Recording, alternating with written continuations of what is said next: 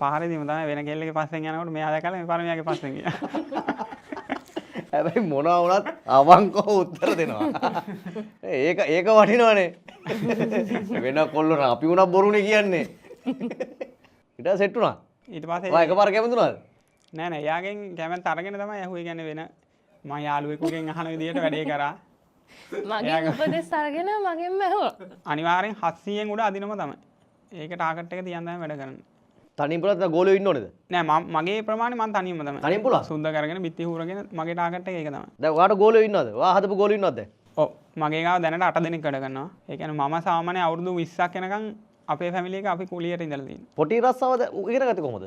අහිලිව ගිය නුඹ ගැන දුක දැනුණා සුදු නංගි. ඒ සුදුරංගි කවුද? ඒක කතා කරලා මේකට සාමාන්‍ය කිව්වත් වැරදිද දන්නේ මම වැඩක් ඉවරෙන්න ගමේ පන්සලේ පොඩි හාමුදුරුවන්ට රැයට කොත්තු රයිස් එහෙම ගිහිල්ලා දෙනවා ඒක. ඉන්න තැන නැතුව පොලිසිය එකක් රැය දෙකක් ඉඳලා තියෙනවා අපිට ඉන්න තැනක් නැතුව. කොහමද දිනේෂ්? නැත්තම් පොටි දිනේෂ්? පොටි දිනේෂ්. දැන් ලංකාව දන්නවනේ. දැන් විශාල පිරිසක් දන්නවා ඉතින්. මේ ඉන්නේ දුව තීනු. තීනු නුයාරා. තීනු නුවාරා. බිරිඳගේ නම උෂානි මදුෂිකා. දිනේෂ්ට හම්බෙන්න ප්‍රතිචාර ගැන කොයිතරම් සතුටුයිද? සතුටු ඉතින් කොහාට ගියත් ඉතින් ෆොටෝ ගහලා එයා කතා කරලා එනකන් මම දෝනිත් යම් පැත්තකට වෙලා ඉන්නවා. ඔයාලට නිකන් ජෙලස් එකක් හිතෙන්නේ නැද්ද? එහෙම නෑ. හිතිලම නැහැ. නෑ. ඇත්තද කියන්නේ? ඒ හයිය තමයි මේ ගමනට මුල. දුව කොයිතරම් වාසනාවක් ගෙනාවා කියලා හිතෙන්නේ දිනේෂ්? එයා තමයි වාසනාව කියන එක සම්පූර්ණ අරන් ආවේ. ඒ කියන්නේ අපි දුව හම්බෙලා මාස 3කින් තමයි අපිට කියලා ඉඩමක් ගන්නෙ. සහ එතනින් එහාට මාස 7ක් යනකොට තමයි අපිට කියලා පුංචි ගයක් හදාගෙන මෙයාගේ පළවෙනි බර්ත්ඩේ එක දවසේ තමයි අපිගේ පදිංචි වෙන්නේ. සෑහෙන වාසනාවන්තයි සහ ඔය දෙන්නටම වාසනාව අරන් ඇවිල්ලා තියෙන්නේ. කොහොමද? තරහ වෙලාද බලන්නේ, බය වෙලාද බලන්නේ? දැන් සාමාන්‍යයෙන් කොහොමද ඔහොම ඉන්නව ටිකක් කියලා? එක තැනක තියාගෙන හරි අමාරුයි. දැන් පොටි දිනේෂ් වෙන්නේ කොහොමද? මම ඉස්සෙල්ලම රැකියාව පටන් ගන්නේ විභාග ඉවර වෙලා. මොකක්ද විභාගේ? ඒ ලෙවල් විභාග ඉවර වෙලා මම යනවා පොටි කපන්න. ගෝලයක් විදියට අවුරුදු 2ක් 3ක් වැඩ කළා. ඊට පස්සේ මම කන්ස්ට්‍රක්ෂන් විදියට මම කියලා පටන් ගන්න පළවෙනිම වැඩේ තමයි තට්ටු දෙක නිවසක් තනියම. කොයි කාලෙද? 2020 වගේ. සම්පූර්ණ තනියම තමයි ඒකේ වැඩ ඉවර කරන්නේ. ඒකේ තමයි මගේ ප්‍රධානම දේ තව කෙනෙකුට මාව වගකීම සහිතව පෙන්වන්න පුළුවන් වුණ ගේ. ඉතින් එතකොට එතන ඉඳලා ගමනක් එන ගමන් රජයේ රැකියාවකට යනවා. රජයේ රැකියාවේ වැටුප මදි වුණා මට අර කලින් මම උපයපු මුදලත් එක්ක බලනකොට මදි නිසා මම අවුරුදු 2ක් වගේ තමයි ඒක කරේ. ඊට පස්සේ නැවතත් ඉල්ලාස් වෙලා රැකියාව මේ රැකියාවට ආවා. ආයි කන්ස්ට්‍රක්ෂන් වලට එනවා. ආයි එනවා. ඒකෙන්ම ආදායමක් උපයලා තමයි වෙඩින් එක ගන්නෙ. සම්පූර්ණ තනියම අපි දෙන්නගේ. කොයි කාලෙද? 2023. 21. අයියෝ. මට වය. එතනින්ම ඉවරයි. 23 නේ අවුරුදු 23. වරදින්න පුළුවන් නේ. ඈ? දැන් ඔක අල්ලගන්නේ කොහෙද? ගෙදර ගිහලා අල්ලගන්නේ ඔක. නෑ සාමාන්‍යයෙන් එයාට දරුවගේ උපන්දිනේ තියෙන අවුරුද්ද පවා අමතක වෙනවා. කවද දරුවගේ උපන්දිනේ? අගෝස්තු 15 නේ. හරිද? හරි. මේක වෙන්න පුළුවන් නේ. ඒ කියන්නේ අර මනස වේදවන වැඩි ඉතින් මම අද ඉඳන් මෙතනදිත් කල්පනා කරන්නේ ඉස්සරහට මම ගොඩ යන මොකද්ද කරන්න ඕන කියන දේ නේ. මොනවාද දිනේෂ් ගොඩ යන්න ඊළඟට මොනවාද ඔළුවේ තියන් ඉන්නේ? මෙන්න මේ දේවල් තමයි කරන්නේ පොළ වෙනුවෙන් කියලා මොනවද කද්දර කතා වෙන්නේ? එයාගේ දැන් නම් තියෙන ටාගට් එක වාහනයක් ගන්න. ඒකට ඉතින් සල්ලි ටික ටික එකතු කරගෙන යනවා දැන්. ඔයා කොයි වගේ හයියක්ද වෙන්නේ දිනේෂ්ට? මම ජොබ් එකක් නම් කරන්නේ නැහැ ඉතින්. මේ කෙල්ලක බලාගෙන ගෙදර ඉන්න එක තමයි ඉතින්. ඒකත් ලොකු දෙයක් නේ. අඩුම ගානේ එම අර මම ටාගට් එකක් තියන් වැඩක් කරනවා නම් ඇඳුමක්වත් ඉල්ලන්නේ නැහැ. ඇත්තද? අපි මාස 7ක් එක දිගට ඉඩම අරන් ගේ හදනකොට ඒ මාස 7ට අලුතෙන් එක ඇඳුමක්වත් අපි දෙන්න අරගෙන නැහැ. ඒ ගේ තමයි ප්‍රධාන දේ උනේ. ගෙදරටම සල්ලි ඉතුරු කරා. හැමදාම එන සල්ලි වලින් ගෙදර එන්නේ සිමෙන්ති කොටයක් අරගෙන තමයි වැඩ කරලා ගෙදර එන්නේ. කොයි කාලෙද මෙයාව හම්බුනේ? මෙයාව හම්බුනේ 2014. ටග්ගල වරදී. වරදී කියලා බයටද කිව්වේ? ඉස්සර උනේ. නෑ මතක නෑ කියලා මන් දන්නවා. 14 10 29. නා දැක්කනේ. දිනේ මතකයි අවුරුදු මතක හිටින්නේ නෑ. කොයිද හම්බුනේ? පාරේදීම තමයි වෙන කෙල්ලගේ පස්සෙන් යනකොට මෙයා දැකලා මේ පාරේ මෙයාගේ පස්සෙන් ගියා. හැබැයි මොනවා වුණත් අවංකව උත්තර දෙනවා. ඒක වටිනවනේ. වෙන කොල්ලෝ නම් අපි උනක් බොරුනේ කියන්නේ. ඊට සෙට් වුණා. ඊට පස්සේ ඔයා එකපාර කැමතුණාද? නෑ නෑ එයාගෙන් කැමැත්ත අරගෙන තමයි ඇහුවේ කියන්නේ වෙන මම යාළුවෙකුගෙන් අහන විදිහට වැඩේ කරා. මගේ උපදෙස් අරගෙන මගෙන්ම ඇහුවා. එතකොට දැන් මම හොඳේ කියලා බෑ කියන්න බෑ. එකපාර පොටි දිනේෂ් වෙලා මෙහෙම ජනප්‍රිය වෙන්නේ කොතනින් ජනප්‍රිය වෙනවා කියලා දැනුනේ. තමන් ඔයාට මිනිස්සු ආදරේ, ඔයත් එක්ක ෆොටෝ ගන්නවා, ඔයා ගැන කතා වෙනවා කියන එක දැනුනේ කොතනදද? දැනුණු කියන්නේ මම පේජ් එක කරාට වැඩ දානවා, කරන වැඩ දානවා කිසි අරමුණක් තිබුණේ නැහැ. නම මතක් කරාට කමක් නැහැ මනේෂ් සංජය අයියා. මනේෂ් ඉතින් අපි හොඳ යාළුවානේ. මනේෂ් සංජය මගේ පේජ් එකේ ෆලෝවර්ස්ලා 16000ක් ඉන්නවනේ කෝල් එකක් ගන්නවා මල්ලි මොකද්ද ඔය කරන්න කියලා ඇහුවා. මං කිව්වා ඉතින් එහෙම තේරුමක් නැහැ. ඔබ තුන් දෙනාත් එක්ක දෙයක් කරපන් මං හැමදාම උපදෙස් දෙන්නම්. මනේෂ් කියන්නේ කොහමද අර හොඳ බොක්ක හොඳ කොල්ලෙක්. මං ආයේ කෝල් එකක් ගන්නවා කිව්වා. එයා කතා කරලා මාසෙකින් විතර මට කෝල් එකක් ගන්න පේජ් එක ෆලෝවර්ස්ලා 50000ක් වෙලා. එතකොට අපි දෙන්නයි දේවල් විතරයි. මොනවද දැන් මේ දවස්වල? ඒ කියන්නේ අපි දෙන්න ඇවිදින්න යන දේවල් ඒවා තමයි කරේ වැඩට අමතරව. ඊට පස්සේ මාස 4ක් වගේ යනකොට පේජ් එක 1,40,000 පැනලා දැන් අද 1,60,000ක් වෙනවා. 1,30,000 විතර මට gift එකක් එයා ඕඩර් කරලා වටිනම කියන මයික් දෙකක් දෙනවා අපි දෙන්නට කන්ටෙන්ට් පටන් ගන්න කියලා. එතන ඉඳලා ඇඩ්වර්ටයිස්මන්ට් එනවා දැන් ඔයාලට මම සෙට් කරන්න ඒක කරන්න කියලා. දැන් අපි දෙන්නත් ඒක කරනවා දැන් පොඩ්ඩක් කරා මෙයාත් එක තමයි අමාරු වැඩේ කරගන්න. ඔය ඉන්නේ කොහොමරි පොඩ්ඩක් ඉන්නව අල්ලගෙනනේ. කොහොමද දිනේෂ් දැන් මම දැන් ඔයාගේ ජොබ් එක ඇවිල්ලා පොටිය දිනේකනේ. ඕක වෘත්තියක්නේ. ඕක හරියටම කරන්න ඕන නැත්නම් හරියටම ඉගෙන ගන්න ඕනේ කොහොමද වැඩේ? මේක අමාරු දෙයක් නෙමෙයි. අතනම සතියකින් වගේ අල්ලගන්න පුළුවන්. ටාගට් එකක් තියාගන්න ඕනේ. දැන් මම දවසට අද මෙච්චරක්ද නම් හෙට මේක වැඩි වෙන්න ඕන සහ ප්‍රධානම දේ තමයි ෆිනිෂින් එක. ෆිනිෂින් එක ඉගෙනගෙන වැඩක් කරවොත් ඒක වගේම අවංකකම තියෙන්න ඕන. ඒකත් එක්ක කරවොත් ඉක්මනටම ගොඩ යන්න පුළුවන් රැකියාවක් තමයි. සර ඔයාට සාමාන්‍ය වර්ගඩි දවසට කීයක් විතර කවර් කරන්න පුළුවන්ද? පොටිය දෙන්න පුළුවන්ද? මට සාමාන්‍ය 1000 පුළුවන් 800 අනිවාර්යෙන් 700න් උඩ අදිනම තමයි. ඒක ටාගට් එක තියන් තමයි වැඩ කරන්නේ. තනියෙන් පුළුවන් නැත්නම් ගෝලියෝ ඉන්න ඕනේද? නෑ මගේ ප්‍රමාණය මම තනියම තමයි. තනියෙන් පුළුවන්? සුද්ධ කරගෙන බිත්ති හුරගෙන මගේ ටාගට් එක ඒක තමයි. දැන් ඔයාට ගෝලියෝ ඉන්නවද? ඔයා හදපු ගෝලියෝ ඉන්නවද දැන්? ඔව් මගේ ගාව දැනට 8 දෙනෙක් වැඩ කරනවා. 3500 4000 පඩිය දෙනවා හැමදාම. හොඳයිනේ. දෙන්නෙක් මගේම කියලා හදලා තියෙනවා. ඒ දෙන්නට ඉදිරියට මට එන වැඩ බාර දීලා කරන තත්ත්වයට හදලා තියෙන. දැන් අප්‍රේල් වලින් පස්සේ ඒ දෙන්නට වගකීමක් දීලා. ඔයා දැන් තනියෙන් කන්ස්ට්‍රක්ෂන් කරනවද? ඔව්. කන්ස්ට්‍රක්ෂන් ආවේ Facebook වලින්ද ආවේ TikTok වලින්ද වැඩිපුර ආවේ? Facebook කරා තමයි. Facebook කරා. මට කය හඳුන්වලා දෙන වැඩ එනවා. ඒ වැඩ වලින් අර කමිෂන් එකක් දෙන්න වුණා. මගේ නම කැත වෙන්න පටන් ගත්තා. ඒ අය ලොකු ගාණක් තියාගෙන සෙට් කරනවා නිසා. ඊට පස්සේ තමයි මම කල්පනා කරේ සෝෂල් මීඩියා හරහා මිනිස්සුන්ට මේක රටේ ඉන්න අය දැනුවත් කරන්න පුළුවන් නේ මම වැඩ කරනවා කියලා. එතකොට මම මේ වීඩියෝ දාන්න පටන් ගත්තා පස්සේ කොරියන් ඉතාලිය ඒ වගේ රටවල් වලින් මට කතා කරා අපේ කවුරුවත් නැහැ වැඩේ කරලා දෙන්න කියලා. දැන් මම එතෙන්දී try කරන්නේ ඕනම වෙලාවක මගේ page එකට comment එකක් දාන්න පුළුවන් නේ මම හොරා කියලා.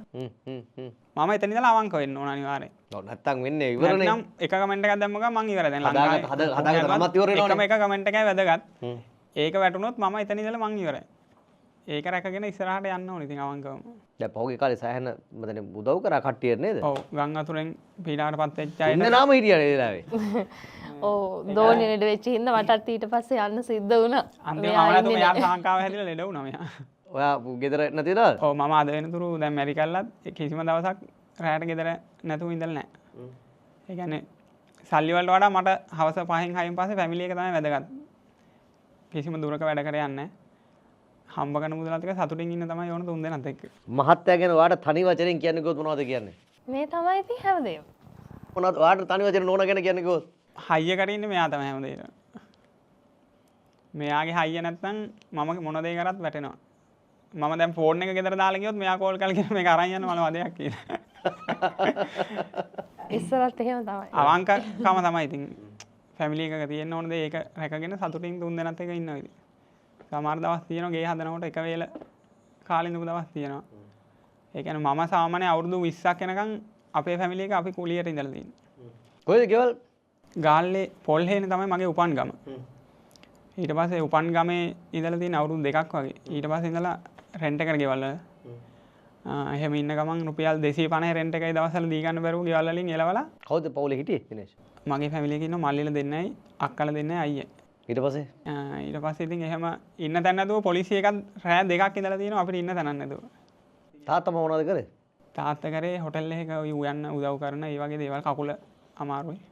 ඒ වගේ හොඳයි තාත්තා ඉතින් ඒ දවස්වල බොනවා මේ ඒවත් එක ඉතින් අම්මා බේර ගන්න ඕන. ඒ අතරතුර තාත්තත් එක්කත් පොඩි ගැටුම් ඇති කරගන්න තාත්තට දුවන්න බැරි නිසා තාත්තා බීපු වෙලාවට මම තමයි වලියට වැටලෙන්නේ. ඒකට ඉතින් වෙරි හිඳනකන් තාත්තා මගේ පාසේ අම්මා බේරෙනවා. ඒවත් එක්ක ඉතින් මේ දැන් ෆැමිලි එක මාර ශක්තිමත් විදියට ඉන්නවා අර රැකගත්ත නිසා. ඒ වෙලාවේ අම්මා හෝ තාත්තා නැති වුණා නම් අතහැරුණා නම් අපේ ෆැමිලි එක වෙන් වෙලානේ. සල්ලි නැති වුණත් ආදරෙන් සතුටින් ඔක්කොම ඉන්න. ඒකනේ වටින්නේ නේ. සතුට තමයි වැදගත්ම ජීවත් වෙන්න.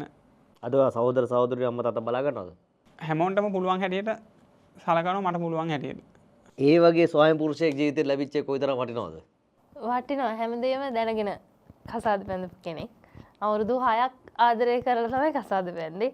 අවුරුදු 5ක්ම ගෙදරට හොරා ආදරය කරේ. ගෙදරට හොරෙන් ලව් කරා? ඔව් ගෙදරින් කැමති වුණේ අවුරුදු 5ක් වුණාට පස්සේ. දෙකක් කැමති දුන්නේ නැද්ද? නෑ. රජයේ ජොබ් එකක් හොයන් යන්නකෝ. ඒකට තමයි රජයේ ජොබ් එකකට ගියේ. ඇත්තද? බැඳගත්තට පස්සේ අයින් වුණා ඉතින්. වැඳලා මාස 6ක් 8ක් විතර තමයි රස්සාව කරේ. මාර මිනිස්සෙක් නේ. මේ වෙනකොට අවුරුදු 28යි. දේශපාලනය කරලා තියෙනවා, ඡන්ද ඉල්ලලා තියෙනවා, මියුසිකල් ෂෝ කරලා තියෙනවා. ඉඩමක් අරන් ගියා හදන්න ගිහලා ඒකත් නැති වෙලා තියෙනවා. ආයිඩමක් අරන් ආයි ගියකුත් හදලා හොටෙල් එකක වෙඩින්න එකකුත් අරගෙන ඉඳලා තියෙනවා. අවුරුදු 20ක් කුලියට ඉඳපු මම. මොනවද නොකරුවේ? නොකරපු දේ තමයි දැන් කරගෙන යන්නේ. පුංචි කාලේ ඉඳලා ආසාවක් තිබුණා ජනප්‍රිය වෙන්න. ඇයි කොහොමද හිතුනේ ජනප්‍රිය වෙන්න ඕනේ කියලා? මම මියුසිකල් ෂෝ බලන්න යනවානේ. ස්ටේජ් එකට එන අය අපි අප්පුඩි ගහනවා, කෑ ගහනවා. ඒ තැන දකින්න තමයි ආසාව දුන්නේ. මම ඒ දවස් සාමාන්‍ය තනියමත් යනවා අතාරින්නේ නැහැ. කවුද ආසම ගායකයෝ? ආසම ගායකයෝ කියලා එහෙම නැහැ. සුදම් චාමරාය තමයි අර සින්දු වශයෙන් අහන්න ආසම දෙවුන ඉස්සර ඉඳලා. පොඩි සින්දු කොටසක් කියමු. සුවඳ මලක සුවඳ පොදක් දෙන්න බැරිව ලත වී සුවඳ දුන්නු නුඹේ සිතට ඉන්දරදී සැඟවි දැනෙන නුඹේ සිත් මල ළඟ සිනාසිසි රඟදී අහිමිව ගිය නුඹ ගැන දුක දැනුණා සුදු නංගි. ඒ සුදු රංගි කවුද? ඒක කතා කරලා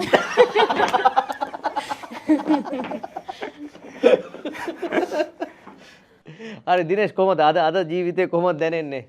කොයිතරම් සතුටුයිද ආපු ගමන ගැන? සතුටුයි කියන්නේ ආයි මට හිතා ගන්න බෑ. කියන්නේ අපේ අම්මා තමයි මට වඩා සතුටු වෙන්නේ. වෙන අය පෙන්නනවා අම්මට වෙන පුතා ඉන්නවා මෙහෙමයි හරි අඬාන තමයි කතා කරන්නේ. මාර සතුටුයි කියලා. කියන්නේ හිතන්නකො අවුරුදු 20ක්ම රෙන්ට් එකට ඉඳලා සාමාන්‍ය මම 7 වසරේ 8 වසරේ වගේ ඉඳලා ඉස්කෝලේ පොත් ලිස්ට් එක ගන්න මම ඉස්සෙල්ලම රැකියාවක් කරලා තියෙනවා 6 වසරේදී වගේ තේවතුන් එලන්න යනවා ඉස්කෝලේ නිවාඩු මාසේ රුපියල් 60යි 70යි හම්බෙන්නේ. එහෙම කරලා සමහර දවස්වලට ඒ කියන්නේ තාත්තා බීලා ගන්න ආතල් එකට කන්න දෙන්නේ තාත්තා. හැබැයි මේ එතකොට වැඩ කරලා දවල් කෑම කරන් ගෙදර යනවා. ගෙදර ඇත් එක බෙදාගෙන කන්න.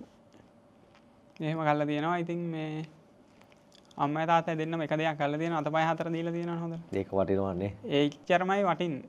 ඒ කියන්නේ සල්ලි දෙන දේවල් වටින්නේ නැහැ. අම්මලා තාත්තලා සල්ලි දුන්නට හැදෙන එක හැදෙනව නැති එක නැතිවම වෙලා යනවා. අතපය හතර දීපු එකෙන් ප්‍රයෝජනයක් අරගත්තේ. පොටි රස්සාවද ඉගෙන ගත්තේ කොහොමද? පොටි කපන්න තමයි ගියේ. මට ආස මහන්සි වෙන්න ඕන. සාමාන්‍ය මම කැමති නැහැ දාඩිය දාන්න නැතුව වැඩක් කරන්නත් කම්මැලි. ඉතින් ඕක පොටි කපන එකත් වර්ගාඩිය 1500ක් විතර කපනවා. ඇති වෙන්න කපලා ෆිනිෂින් එක මට තියෙන්න ඕන. කොහොමුණත් අර වචනයක් බනිනවා නම් මම ඒක නැති කරගන්න තමයි try කරන්නේ. ඊට පස්සේ ওই ගේ වැඩේ තට්ටු දෙකේ ගේක වැඩ පටන් ගත්තේ මම පුළුවන් කියලා පටන් ගත්තේ. මට බෑ ඒක පොටි අදින්න බෑ. පුළුවන් කියලා ගියා මම දැකලා තියෙනවනේ අවුරුදු දෙකක් තිස්සේ අදින විදිය. ඒ විදිහට ඇද්ද ඉතින් දවස් ගානේ වැඩි කරගත්තා. ප්‍රමාණය හැමදාම ටාගන දැන් මං දැන් වලට ගියත් ඒ ඊයද්දට වඩා ප්‍රමාණයක් අද අදින්න තමයි try කරන්නේ ඔය වෙලේ. දැන් ඔයා කී දෙනෙට උදව් කරලා තියෙනවද? දැන් ඔයා දැන් අමාරුවෙන් ගයක් හදාගෙන ඔයාගේ ජීවිතේ හීන වලට යනවා. ඔයා මේ වෙනකොට මිනිස්සු කී දෙනෙට උදව් කරලා තියෙනවද? Facebook එකෙන් නම් සාමාන්‍ය 2-3 දෙනෙකුට තමයි. කියන්නේ මම දැන් පටන් ගන්න මාස 5ක් වගේ නෙවෙන්නේ.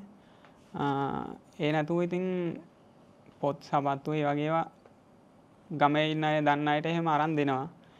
ඊට වඩා මගේ ප්‍රධානම දේ තමයි මේක අර සාමාන්‍ය කිව්වත් වැරදිද දන්නේ මම වැඩක් ඉවරෙන්න ගමේ පන්සලේ පොඩි හාමුදුරුවන්ට රැයට කොත්තු රයිස් එහෙම ගිහිල්ලා දෙනවා ඒක සාමාන්‍යයෙන්. වැරද්දක් වෙන්නේ නැති වැරද්දක් වුණත් පුංචි හිත් අවංකවනේ කරන්නේ. මහාන වුණත් ඒ පුංචි හිත්නේ රැට බඩගින්න නිදා ගන්න බෑනේ අපිට බඩගින්න ඉඳලා ඉඳලා මට ඒක දැනෙච්ච නිසා කොත්තු රයිස් එකක් දෙනවා කියන්නේ එනකම් බලන් ඉන්නවා.